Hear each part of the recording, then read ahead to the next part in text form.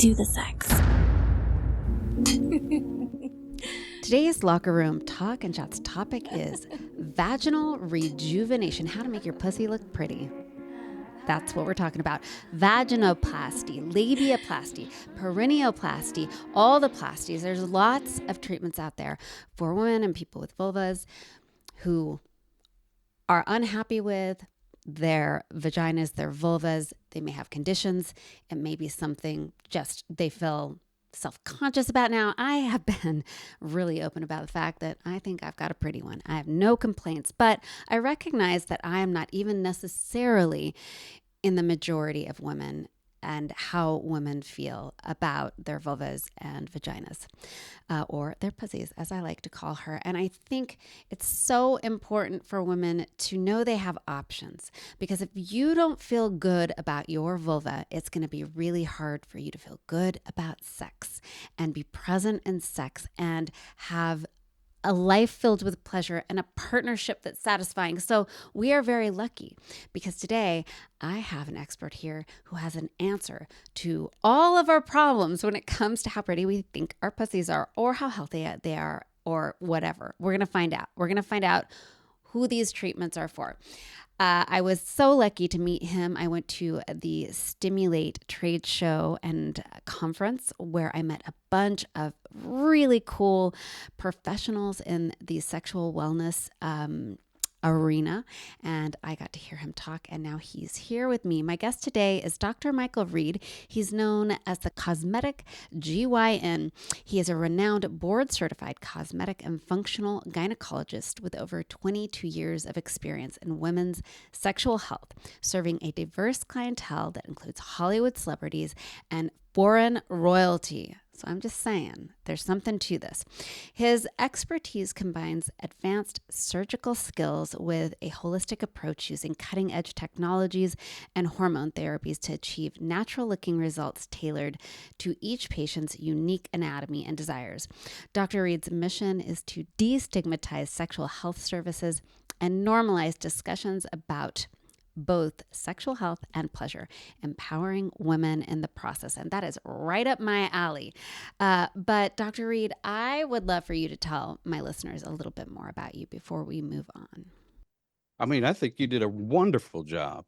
I am a board certified OBGYN, but I guess what I would want people to know about me is that I've gone through a personal journey that made me pivot my current OBGYN position such that we need to change the landscape for women when it comes to women's sexual health. And so I would like you to think of me as a champion, ally, someone who is walking aside next to you to help push women's sexual health forward. It's been sitting on the bookshelf here for about 10 years. Nobody's picked it up. People are picking it up now, and they're wondering, what the hell do we do with it? Well, I'm here, and hopefully we can answer a whole lot of questions, have a whole lot of fun at the same time. And this is what you get, the Cosmetic GYN. I love it. I'm excited about that. So his conversation at Stimulate was a game changer for me because I'm going to be honest with you. I had my own biases around the idea of vaginal rejuvenation. I had thought to myself, oh, women just don't need yet another thing to worry about making pretty. Their pussies are pretty as they are. But then I started to really learn about some of the reasons women end up coming to you. I also, folks, got to see photos of before and afters and just the extent to what this man can do for you and what's out there for you, which is most important. So ladies and gentlemen, and whoever may be listening, people with vulvas, I want you to stay to the end because we're really going to give you an overview of why one might seek the services he offers, what the services are, how they can change your life and make your sexual life and the quality of your sexual life and pleasure better, how they can make you feel more empowered in the bedroom, which is what, and in life. Because we know if you're empowered in the bedroom, you are empowered in the rest of your life, period. I talk about that here all the time. So please stay, listen to all of the information he has to give you, and then of course I will let you know how to get in touch with him if you so choose to. So I'm ready. Let's talk about making pussies pretty. Let's do it. Cheers. Cheers. All right. What is vaginal rejuvenation? Vaginal rejuvenation. Vaginal rejuvenation is exactly it. I don't like the term, number one, because it doesn't tell us anything. All it says is, I want vaginal rejuvenation. I don't like the term because it's non-specific. Does vaginal rejuvenation mean I give you a little bit of estrogen, you're postmenopausal, you're having painful intercourse, and now I give you vaginal estradiol and you're able to have non-painful intercourse? Is that vaginal rejuvenation? Is it that you're having intercourse with your partner slipping out when it's at that moment and you want to be tighter, or you're suffering from tampons falling out, or you're at Pilates working out and all these audible sounds are happening and you're asking for the vagina to be tightened? Is that vaginal rejuvenation? All of those are vaginal rejuvenation. It's really non-specific term that really is just stating how I see it. When someone says, I want to be seen for vaginal rejuvenation, that means the patient is saying, there's something about my vulva and vagina that is bothering my headspace and I want some help. And so what that means from a cosmetic gynecology standpoint is that I better really put on those listening ears, really listen, and find out what it is that she would like to improve upon. So that's kind of vaginal rejuvenation. I don't like it. I like the term cosmetic gynecology, right? People don't like it because they're caught up on the term cosmetic. That's exactly what we want you to do. We want you to go, what? Huh? Cosmetic. Because really what we're doing is providing you awareness, options, and solutions to the real life concerns for modern day women, right? And so a cosmetic gynecologist is exactly that. It's just a term for the layperson, or in this particular instance, a woman who is wishing to improve upon her vagina.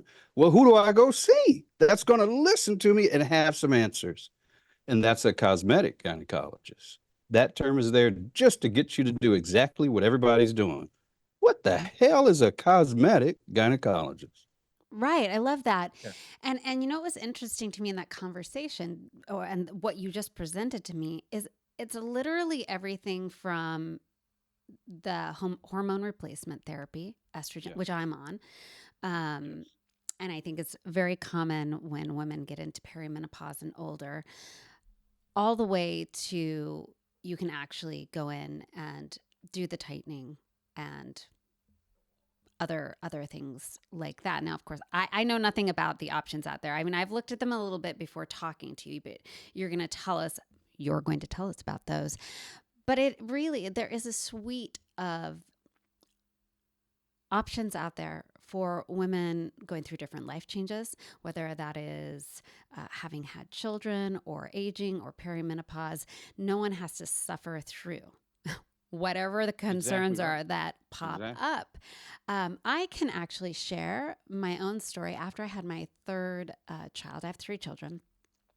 The way in which I had a tear, like happens often with women, and the way Mm-hmm. I got sewn back together created like a new little, just a change in what my vagina looked like. And for a while, I was very uncomfortable with it. Luckily, it hasn't Mm-hmm. caused pain, but that might be something that someone would have chosen to go and have fixed correctly. Like you do that kind of work as well. Yeah, that's correct. I mean, I think that the problem is that people are looking and say, "Why in the heck are you doing something to your genitals?" Well, why in the heck are you doing something to your nose? Why in the heck are you choosing to do a facelift? Why in the heck are you choosing to do a breast aug?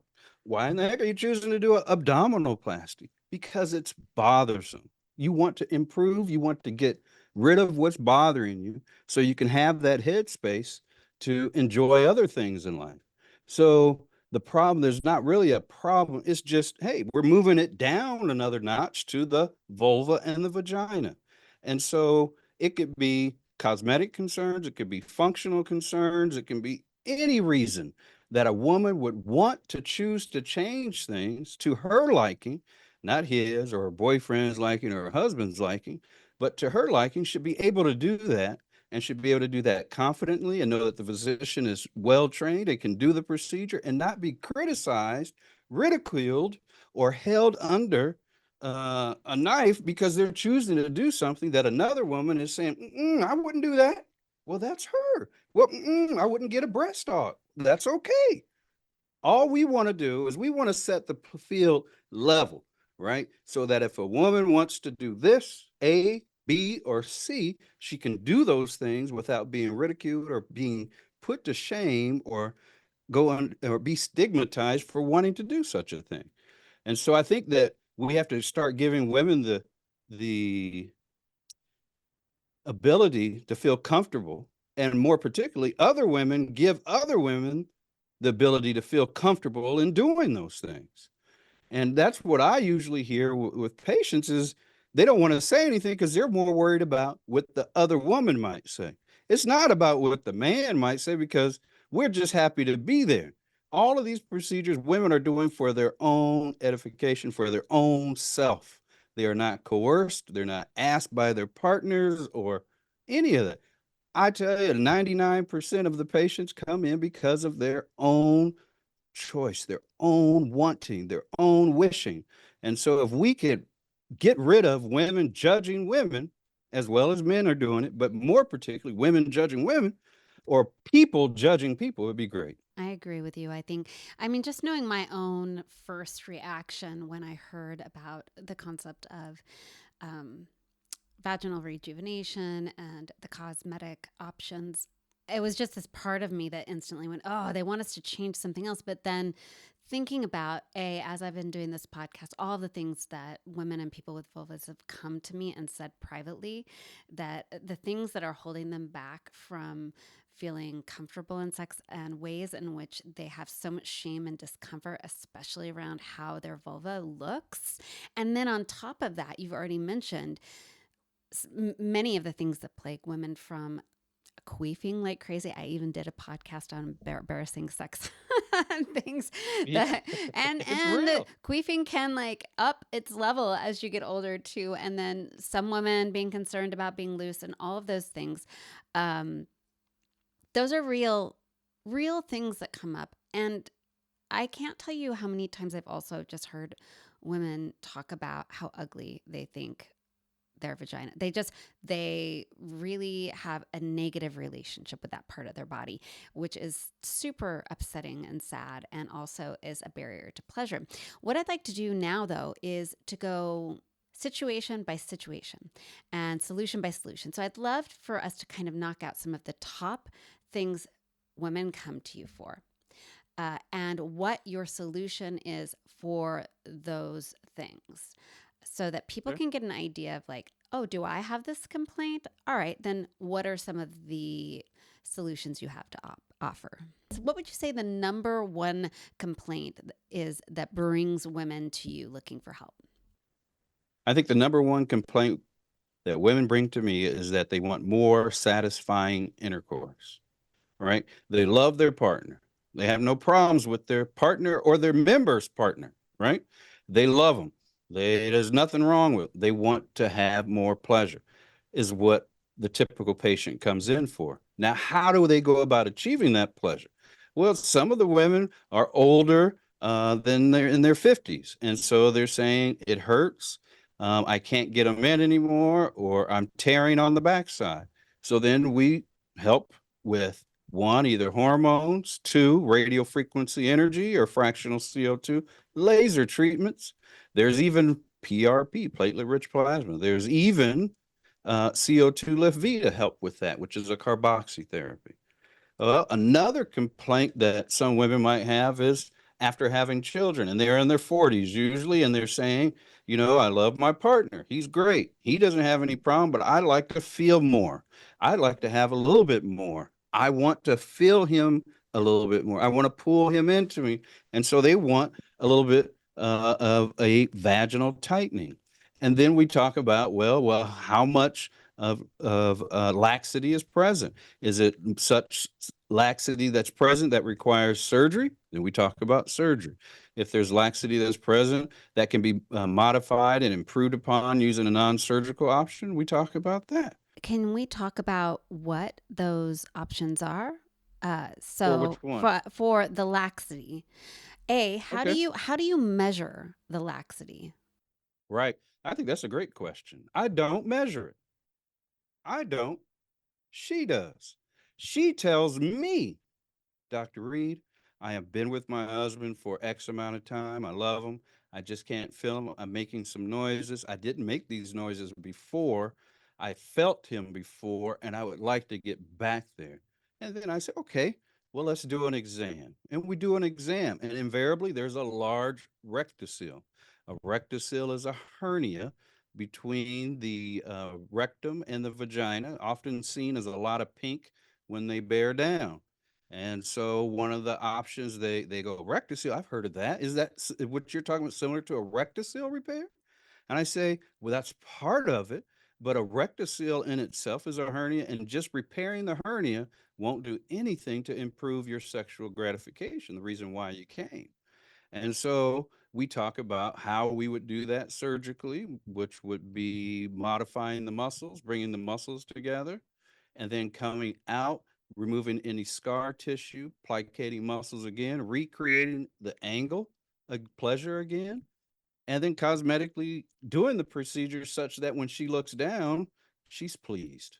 So that's kind of what we would do for that. Other options for laxity that aren't surgical would be radio frequency tends to work a lot better for our skin tightening. So you could use radio frequency. You could use, there's different modalities of receiving radio frequency. You can use a machine called Thermiva. There's another one that's made by MSala or BTL. There's a whole bunch of types of machines, but the idea is that radio frequency helps the most with skin tightening. If that if that's not the way you want to go, another option is fractional CO2 laser, where we actually take a beam of light, use it in the vagina in a non painful, non harmful way. Only holdback is that they can't have sex for 5 days, but it lends itself or creates a healing cascade such that you get increased tightness, improvement in lubrication, as well as collagen and elastin. I So mean, things, some 5 days, guys. That's a sacrifice. It's so funny listening to you talk about one thing that I am really into and I invest in a lot is I really enjoy different like facial treatments. I take like good care of the skin on my face. And a lot of the options. treatments you're talking about, I mean, I know I'm sure they're different, but a lot of what I hear you talking about is offered for the face as well. Just I'm sure Right. different, but The yeah. face Yeah. and the face, they're both the Yeah. same. The skin on the outside of the face is the same as the skin on the outside of the vulva. The skin on the inside of the mouth is the same as the skin on the inside of the vagina. Phase one, phase two. You've made the correct assumptions. That's right. A lot of the treatments we use on the face work wonderfully well on our second face, the vulva and the vagina. Right. And so it has me thinking a lot about we know how important our quote private parts are, our vulva and our vagina is. But it's funny to me that women have never been taught to take care, like really take care of the skin down there. Yet we focus on our face so much. Um, and it's such an important part of our body. Even if you think about like, all right, so we do this, all of this upkeep with our face because we want to look pretty and we want to be attractive. But when it comes to your sexual, sensual self, what what is the thing on display that you want to, have looking and feeling gorgeous, right? And then Mm. you've got these treatments for the face, and they are very reflective of what I'm hearing you talk about being offered, just for some self care, even for a Yeah, woman down absolutely. there. Yeah. I mean, I think, everyone I think now knows about vaginal estradiol. That's standard of care. That's standard of treatment for the vagina. Every woman should know I should be doing vaginal estradiol in the perimenopause. I mean, you want to be able to have moisture on demand when you're aroused, and you want to do vaginal estradiol. It's a difficult time for women when they're aroused and they're feeling it, but they're not making the moisture that they want to. That's a tough situation. That makes you say, "Am I aging and drying up?" That's not fair. We got treatments. We have several treatments that are available. I think you can hear that the passion here is that we need to start caring for women more. We need to level the playing field. We need to change the landscape for women. And I think it's through cosmetic gynecology. I think it's through women understanding that cosmetic is just a word. And then finally, for women to understand is don't beat each other up. Shit. Let's support each other in the decisions that they make. And less focus rather than telling women, don't do this procedure and don't do that procedure because you should feel better about yourself. That horse has already left the stable. That's already gone. So what we should be focusing on is let's start finding physicians who are actually trained to do the procedures that these women are wanting. Because what you really have is a wild, wild west right there. You have certain women saying to other women, you shouldn't go do this and you shouldn't go do that. And why don't you love yourself? I mean, why in the hell are you doing something like that? You don't love yourself? You doing that? Well, what happens then is you have people who take advantage of situations like that, who are not as trained, who understand, well, I'll take advantage of this. If a situation comes out bad, the woman doesn't have anywhere to turn because if she turns to one of her friends, they're going to say, well, what the hell were you doing that anyway? Right? But we need to support, we need to back up these women that are doing this and start putting pressure on physicians and organizations to make it safe for women to have these procedures. Because these procedures are available for men. You can make your penis bigger, you can tuck your balls and make them tighter. You can do, you can do a whole bunch of stuff to the penis. You can have Hmm. Viagra, Cialis, all these things. And nobody is saying anything to men, be careful, don't do this. Well, in fact, men are protected. I know the person who has come up with the device that's made the penis bigger.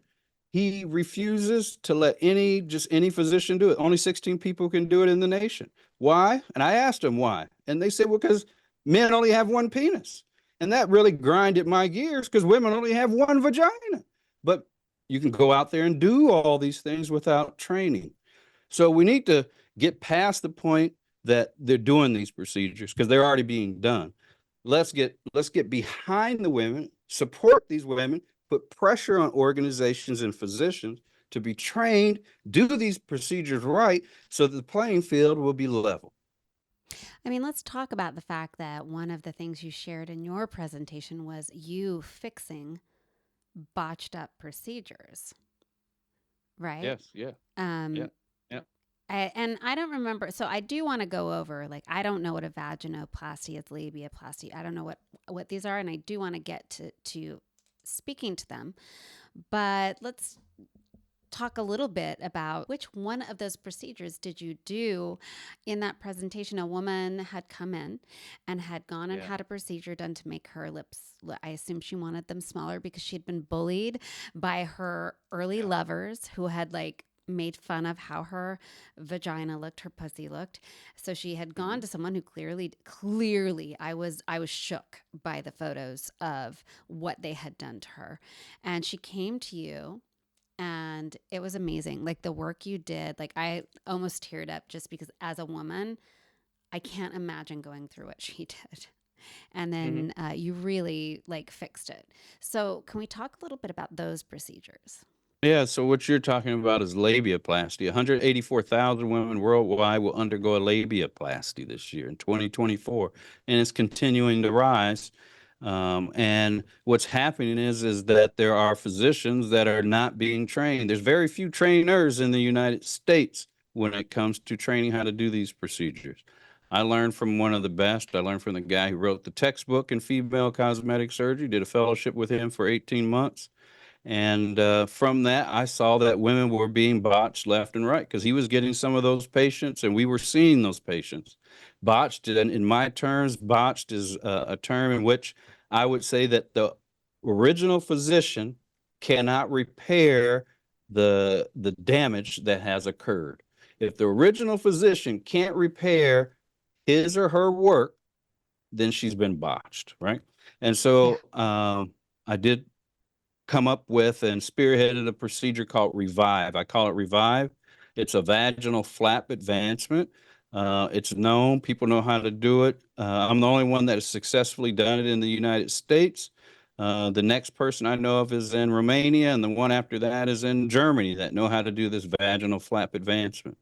And so we were able to create new labia where none were before, fashion new labia, and she's been extremely happy with it. And I've written it up, and I'm trying to present it at an organization so we can get the word out and get people feeling better about themselves after being botched. So what happened in her case? She went in and it looked like because I'm assuming she felt like her lips were too big, her labia were too big, and so she went in and this guy just like took them off. Like she had no lips after, and it didn't look good. Not only that, however he sewed her up looked horrible. And so then there's a problem because now you don't even have any skin to work with to rebuild. And she Right. came to you and you somehow magically rebuilt what then looked like I mean, I'm bisexual. I've seen quite a few labia in my life. I was like, all right, all right, all right, we're good. I felt like um it was such an improvement, and I was she was quite young, and I just felt for her. So you then did the rebuild. And I mean, the biggest thing, I would give the biggest applause to her for being willing to trust another physician.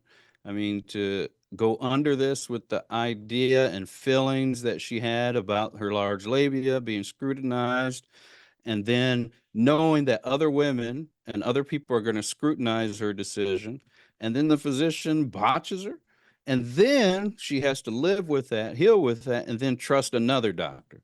And so I give my applause to her for being brave enough to allow us to do this. And then on top of that, she shares her story so that other women can know that these things happen and that you need to look for the right person, find the right person the first time.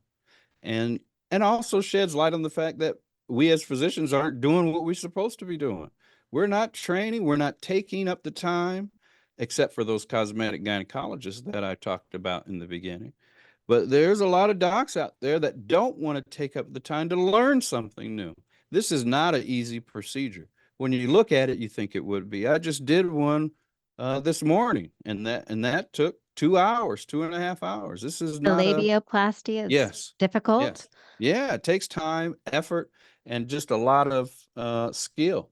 And people don't realize that until they've trained. Then when they train and then they see all the anatomy and can begin to visualize the different anatomies and how the intricacies that are there, they're like snowflakes.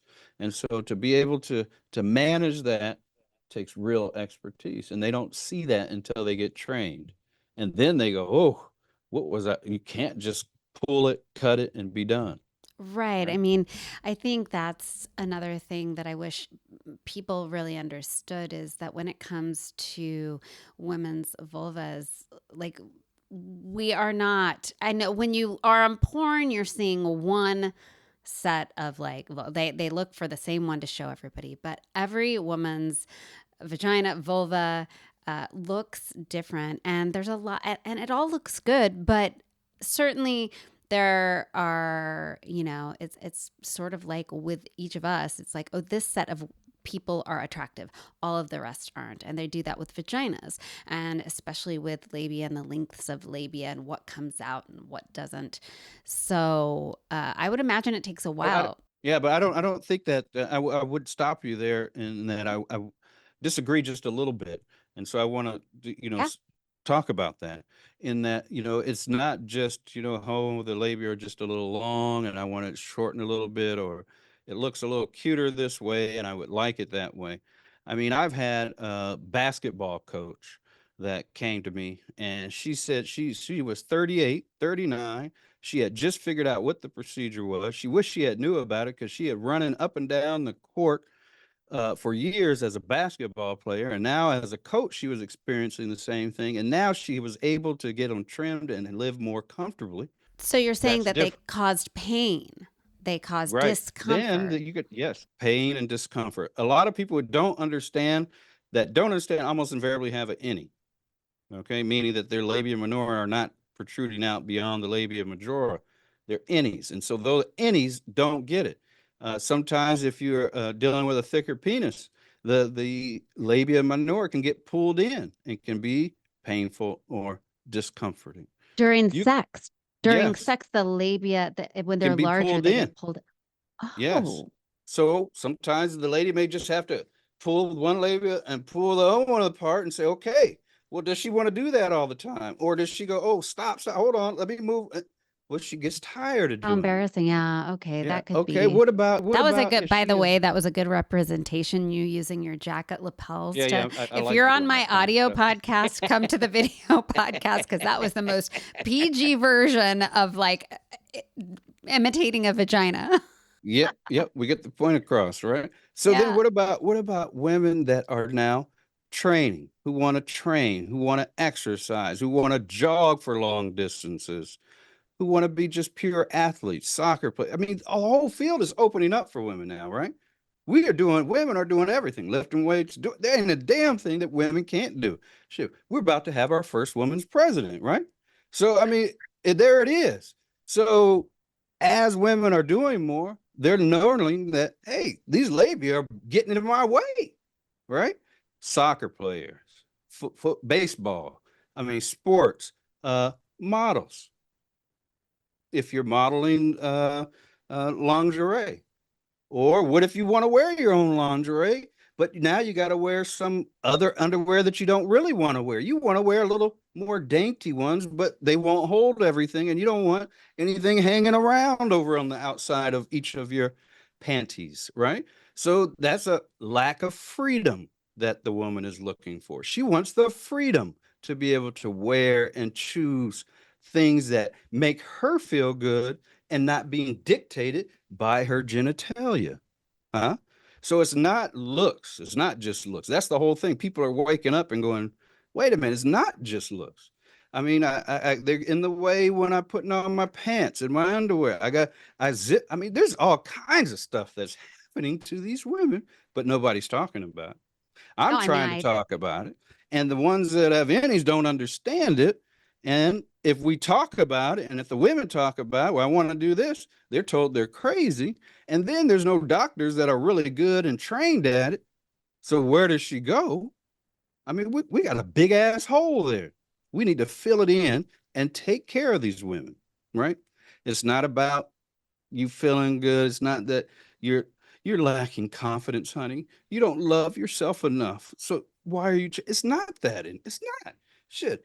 I got abdominoplasty because I didn't like the fat around my belly after I lost weight. Does that mean that something's wrong with? No.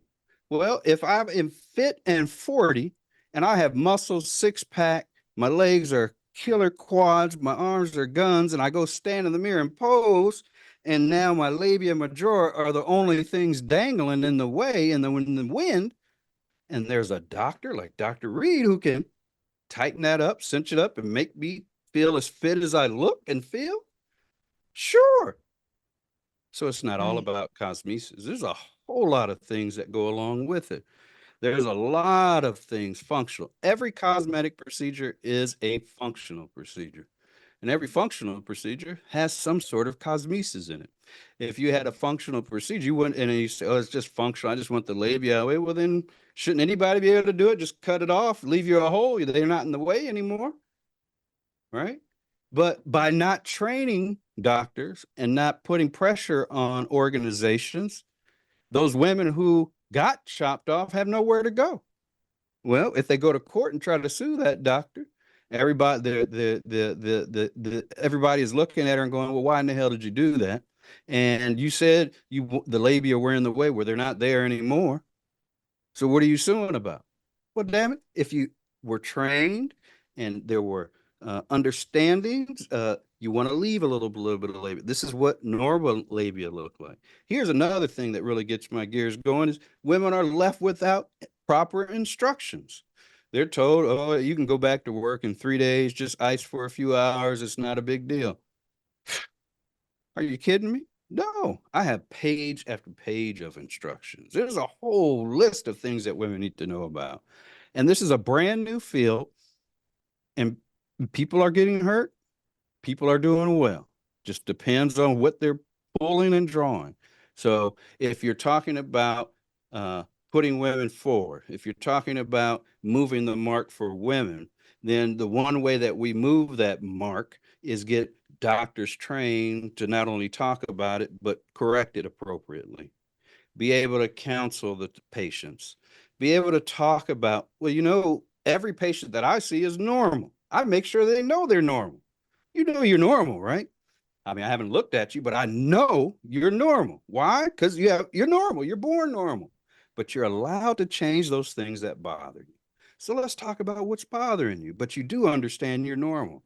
So there's a whole host of things that goes into this because you don't want to cause a problem where there wasn't before. You don't want to say, well, she comes in for a labiaplasty, and then you go, my God, you like the way your labia majora just sag all over the place? No, you don't do that. You got to have chance. There's so much to it because it is such a delicate field. It's a new field, and women are deserving of it. Women are deserving of physicians who are properly trained, well informed, and well intentioned. Uh, we need to do this. Is it talking about what is a labiaplasty? Absolutely. What is a vaginal? Absolutely. What's vaginal? Absolutely. But we also got to talk about how do you get those things that you want, but get them safely. Get them safely, because pulling someone back and telling they're not going to do it that's gone.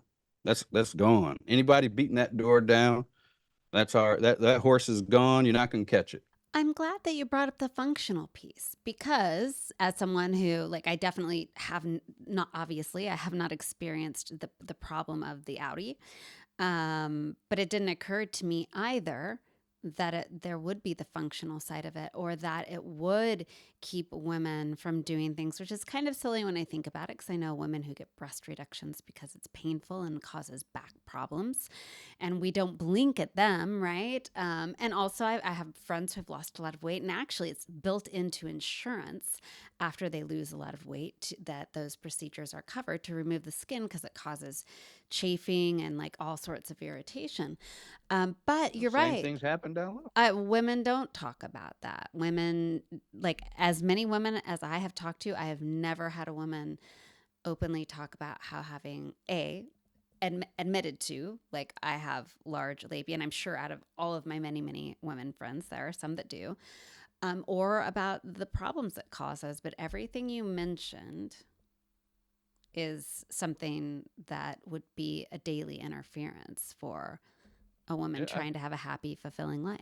yeah, I'll give you another example with cosmetic gynecologists is really neat and really cool as far as a functional aspect is that we operate in and around the clitoris all the time, right? Doing clitoral hood reductions and these kind of things. But there's debilitating diseases like lichen sclerosis, genital urinary syndrome of menopause, where you actually confuse the prepuce or the skin over the head of the clitoris. Well, wouldn't it be wonderful to have a doctor who's used to working in and around that area to release that fusion so that clitoris can be free and open to pleasure? Oh, it That's one keeps of the the. things Oh, that we can do. We can so do wait. those things. So this is I don't. I've not heard about. Why have I not heard about these conditions? So it's a condition where the hood like fuses Good. to the clitoris. Yes, it fuses. It comes right over and fuses to the skin underneath. So now that the entire clitoris is covered, she's less sensitive if she rubs and does things. So sometimes you got to have it unhooded so that you can get the skin off and now you can get to the pleasure. That's one of the things that we're real good at because we work in and around that area all the time. We go to your general OBGYN, They don't know. no, no. There's a lot of things that we do that are more than cosmetic, but I need people to stop and see that there's a doctor that is different. And that's why that word is there. And I've kind of mentioned that, there's sexual wellness training that comes, you got to be able to talk to patients appropriately. You need to understand menopause. Because there's menopausal changes that occur that can be treated with medications that don't require surgery. Yeah, where this field should be is with OBGYNs. It's like a no-brainer. We just got to get us there. I mean, Mm, I have tons of ideas, love to speak with them about it and get it happening. But I mean, we got to start somewhere. And your platform and that is a wonderful one. You have a lot of people who listen to you, and hopefully this stimulates conversation and gets people to think. It's not just porn stars, Hollywood A-listers, and foreign royalty. It's soccer moms, PTA moms, and that uh, old lady in the garden next door working. They all want sex too, and they want it to be pleasurable, and they want answers, and they want to be able to go to a physician that can talk about it. And I can talk about it all day. And that's one of the things patients really appreciate is just the fact that they could just talk about it. I mean, I had so much fun when the couples come in because then you got husband and wife and they're thinking one thing, and damn it, it's not even close to that. It was because I don't have any vaginal estradiol and I keep tearing. That's why I don't want to have sex. It has nothing to do with you. I love you. Oh, you do? I didn't know. Let's do it. I mean, it's so beautiful, and then they come back around and it's wonderful. I've even had, sadly, I've had some guys say I've lost a marriage over this condition. They come in with the second wife. They're in love with her. They love her, and they don't want to go through a divorce again. They talk, we talk, and then they look, and he scratched his head. I remember it like it was yesterday. I lost a wife to this kind of process. I bet that happens a lot. And I have Yeah, to tell you, people. it's so funny that you say that to me because I will say I am shocked of my listeners that reach out to me the most. It tends to be older men who really want to figure out how to fix the intimacy in their relationship. Or they're like, oh, we're getting older and we're kind of wanting to like get our groove on again. I don't even know where to start. Yeah. I'm actually, by the time this goes live, it will have dropped. I'm dropping an episode where I talk all about the myths about women and aging. Like we've been told that women don't want to have sex after a certain age. I'm 50. I can tell you that's not true. Doctor, I'm sure it's not true that women of an older age not only want to have sex, they're having really good sex when they do, and they enjoy and pursue sex up into their 80s and beyond when they can, right? Yeah, I have ladies that come in on a regular basis to get the laser because the laser works synergistically with the vaginal estradiol. She's on my YouTube, 80 something, 83. She tells herself what her age is. We do her laser. Her and her lover, they love it and they have a great time. And she comes in on clockwork and just talks about it. And whatever chance she has, she likes to share with women. Don't be a fool about this. Go ahead and do it. Take care of yourself. Don't let other people and what other people say stop you, you know? Yeah. And I think that's the biggest thing that, women need to do as well as men, but it's easy to just tell men, shut up. You don't know anything about it, so shut up. And then they shut up. But it's women, saying things. What I'd like to do right now is really list off so that if I have listeners right now who are Mhm. listening and they hear a function, I want to talk about functional. And listen, ladies, it's also okay to want to do something for an aesthetic reason. That is totally up to you. But let's talk about some functional things that might need to be addressed by someone like you. Like they can say, oh, that is something I'm experiencing. I didn't know there was a solution. Now I know and I'm going to reach out. If we could kind of list off some functional things and relationship relational things or emotional things, quality of life things that might be occurring that should be the little red light that says, okay, I'm going to reach out to Dr. Reed. I'm going to start looking into these treatments so that A, they know who to reach out to, and B, they know what episode to listen for in the future as we dive down into treatments that are available. Yeah, yeah. Well, I think the easiest way is just to start from the outside in. So we get the vulva. Head to my YouTube channel. He's got a visual, my friends. So, So we got a all right. vulva. What can we do? We start from the outside. We talked about debilitating diseases like lichen sclerosis, where you can actually get fusion over the top of the clitoris. Just because there's fusion doesn't necessarily mean it doesn't work. You can have fusion and it still works. But some women, even though you have fusion, it doesn't work. And Okay. so, what are the options? You can do clitoral unhooding so that this hood is free to move and for exposure to pleasure. You can also, to increase sensitivity of the clitoris, you can do PRP, where you inject into strategic areas of the clitoris, urethra, and the G zone to improve lubrication and There's a sensitivity. little G spot in there. Yeah, there is I right love there. it. Yeah. You got it. If you are All on my right. audio podcast, go to at Talk Sex with Annette on YouTube and you'll be able to see. Then you can do the labia minora. We talked about if they're rather big, they can chafe with Mm-hmm. running and sports. They can get pulled in with intercourse. And so we can remove labia, right? Mm-hmm. We can also fix the perineum. Sometimes the opening is right on top of the rectum. So there's Right. only a thin sliver of skin between the two.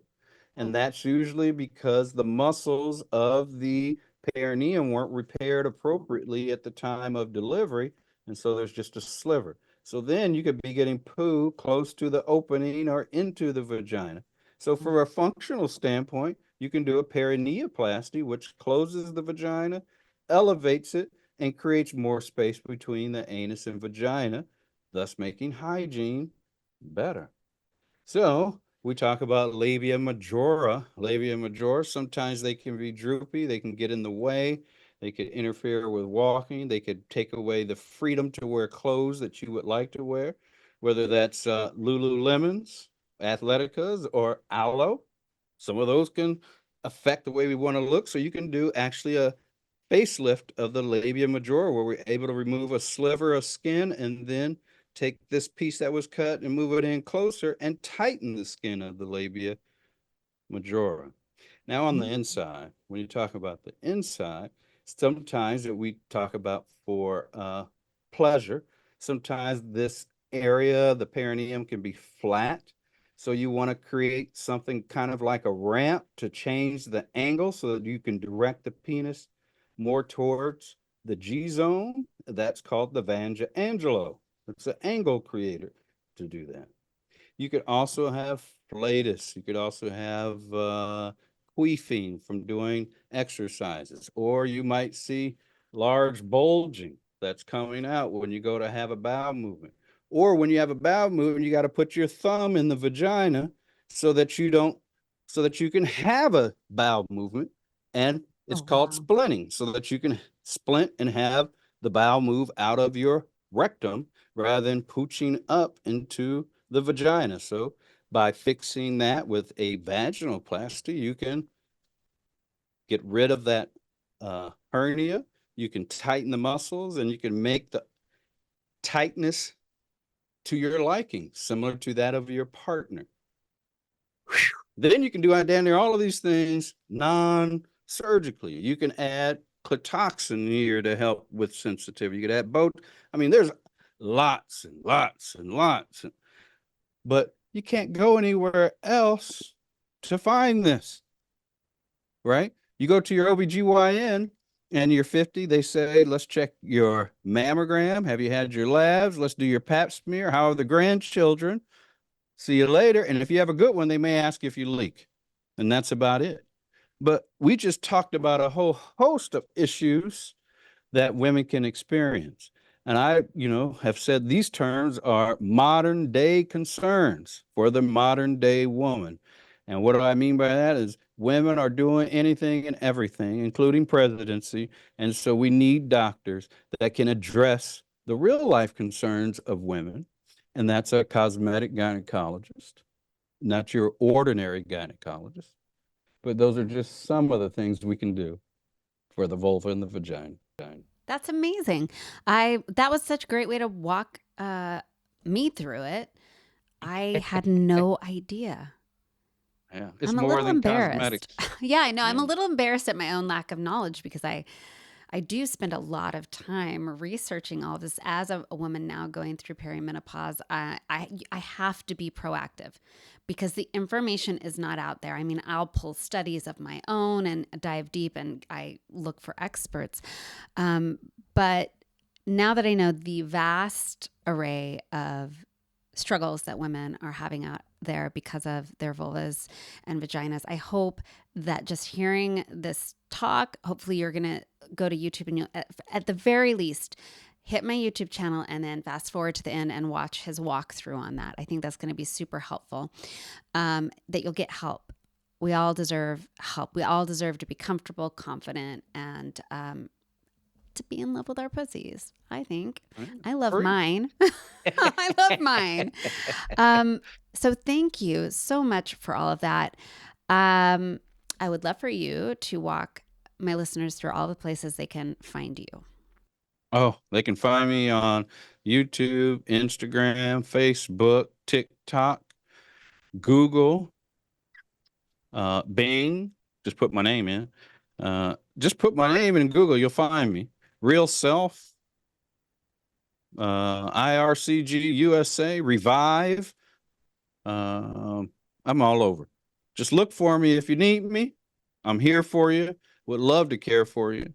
But thank you so much for listening today.